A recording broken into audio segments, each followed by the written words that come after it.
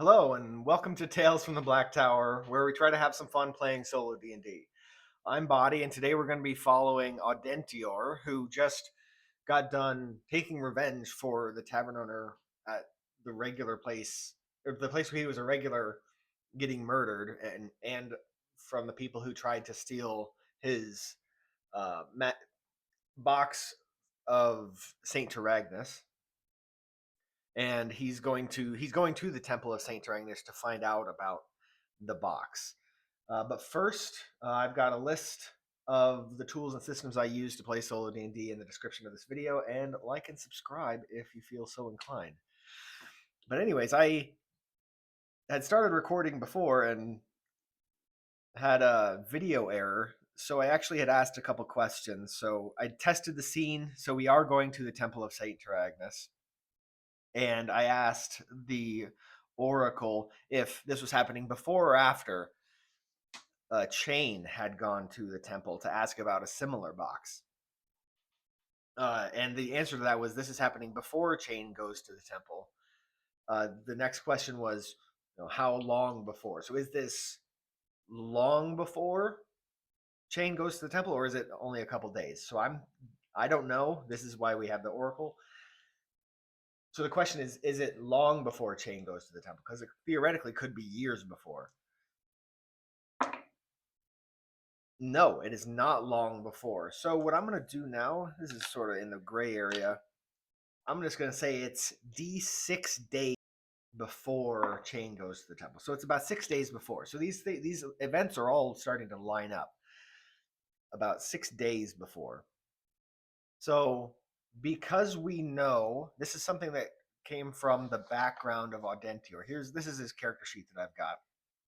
One of the things that happened when Audentior was very young is he became actually an operative of Saint Terragnis and was given a small golden cat that becomes his companion. I think it happened at like age 5 or 6. I'd have to go back into my notes.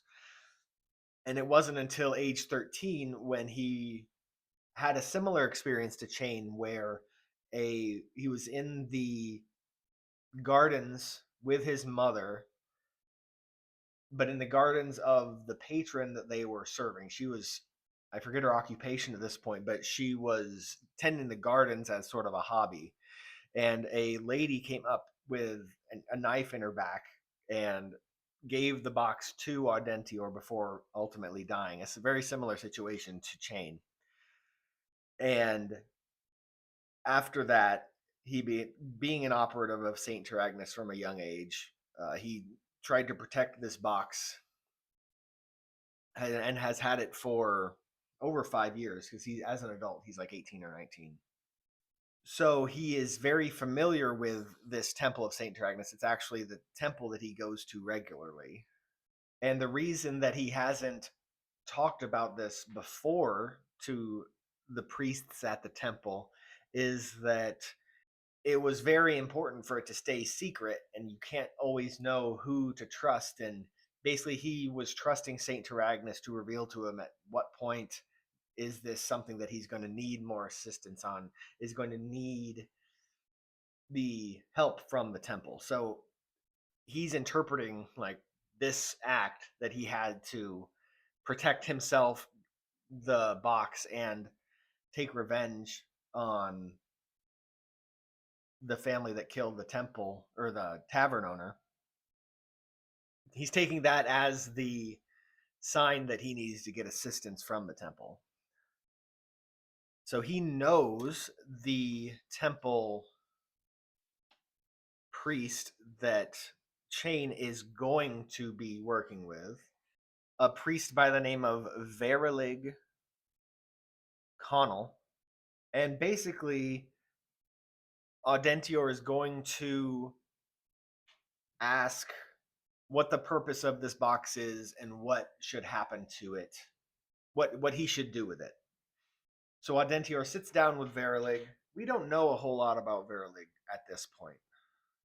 So I'm going to check my notes here.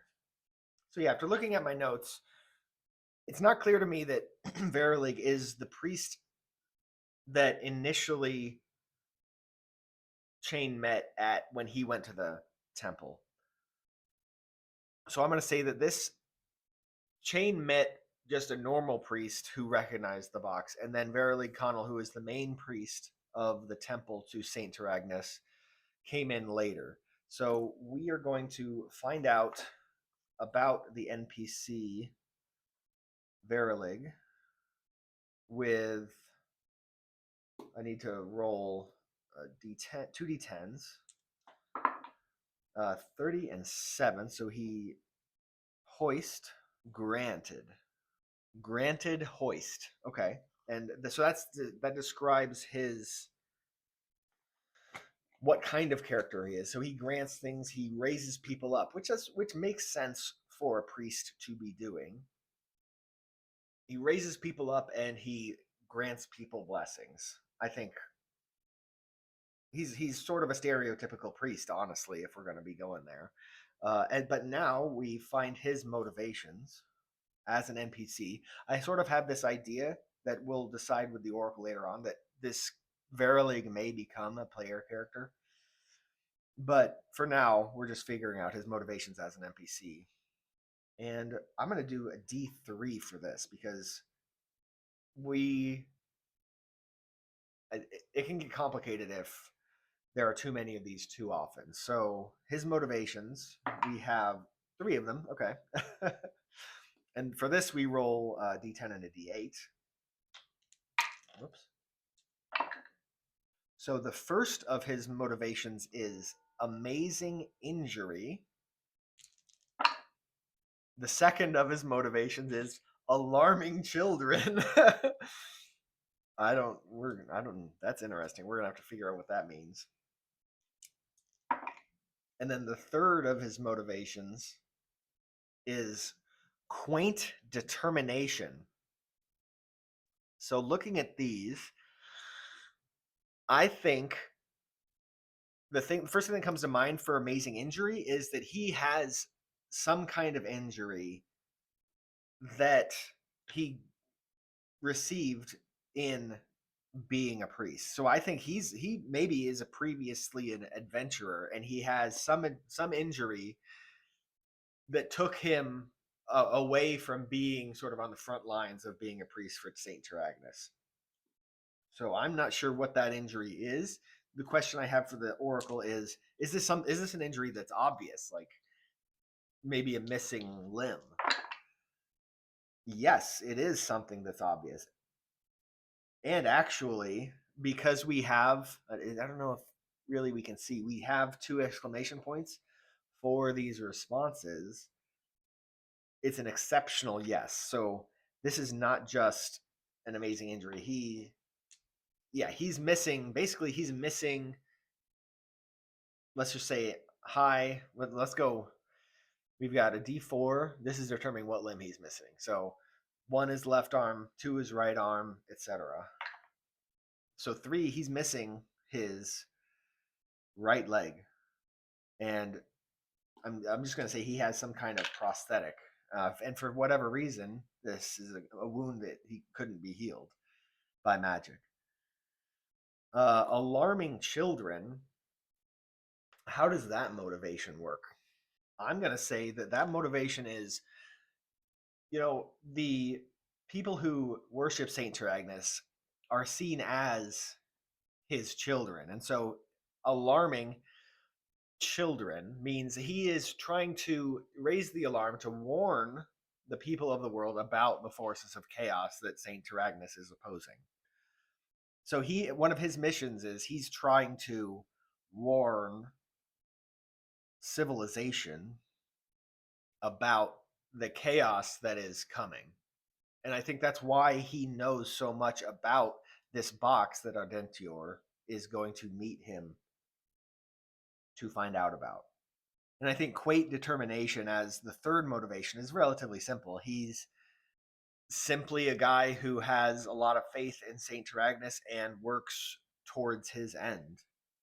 So the scene starts with, because Audentior is a regular at this temple, he knows Verilig and he understands he's going to have to get a meeting or whatever. He, I think, communicates to the temple when he gets there that this is important. So Verilig, comes up. Uh, let's say they're in the meeting area still. Verilig is sort of hobbling on the one leg because he's missing his right leg, and asks Audentior, "What's happening, my son?" And Audentior says, "Father, I think we need to go. I have something to talk to you about in private. Can we go into your office?" And they do ultimately do that. Not to belabor the point. So as soon as they make it into one of the side offices, Audentior shows Verilig the box of Saint Terragnis and tells him the story of how he got it, how he was in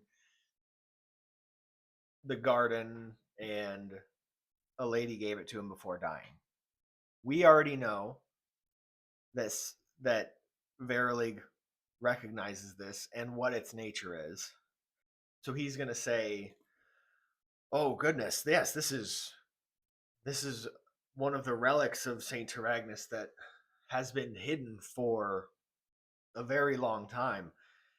It is very important that you keep this hidden. I'm surprised, honestly, that you're even showing it to me right now." And then Audentior says, "Yes, I understand the need to keep it hidden, but I felt long ago that if there was a time where I needed to tell someone about it to get assistance, it would be clear to me, and that is this time." So Verilig nods understandingly and it says, "Well, what assistance do you think you need?"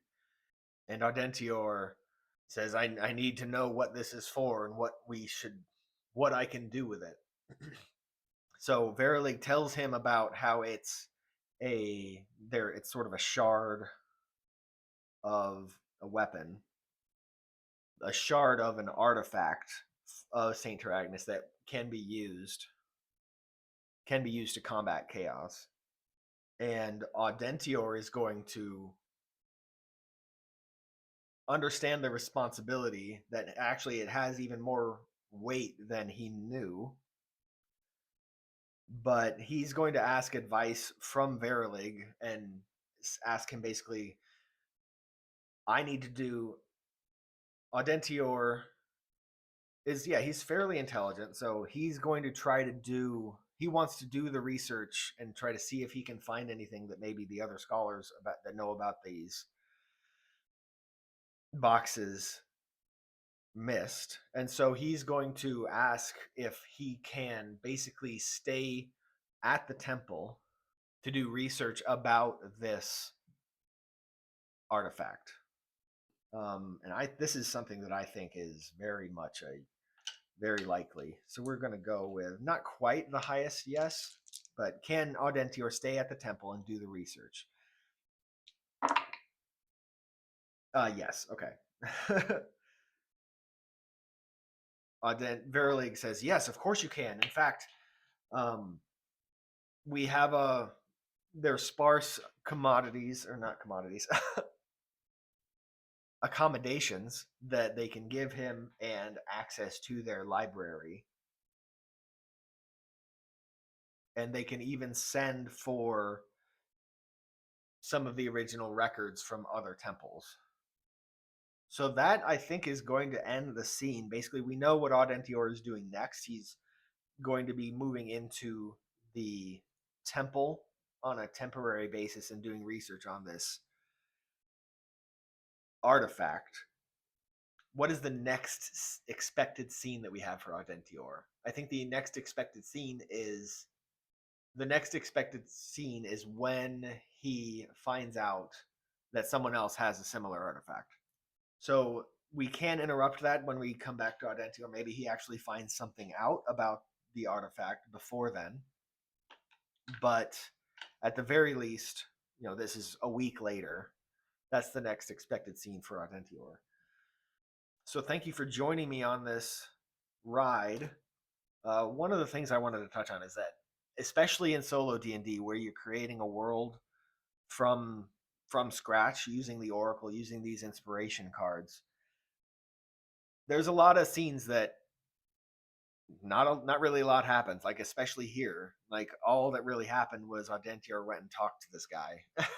But we found out a lot about the world, we found out a lot about Verilig, and we set Audentior up for the next scene. And so it's one of the things that I learned in early on doing solo D&D is that you're not always going to have a in every scene where someone's fighting goblins and having crazy stuff happen. Like you can do that if that's the kind of game you want to play, but I guess maybe that's just me. Is that I don't always have these games where they're action packed and you're fighting goblins and then going into dungeons and casting spells and things like that. Like I feel like a lot of times these games there has to be a kind of build up, I guess. You have to know exactly where you are, who your characters are, and especially in scenes like this where it's sort of a setup in order to bring the characters together, there's not always going to be a lot of combat.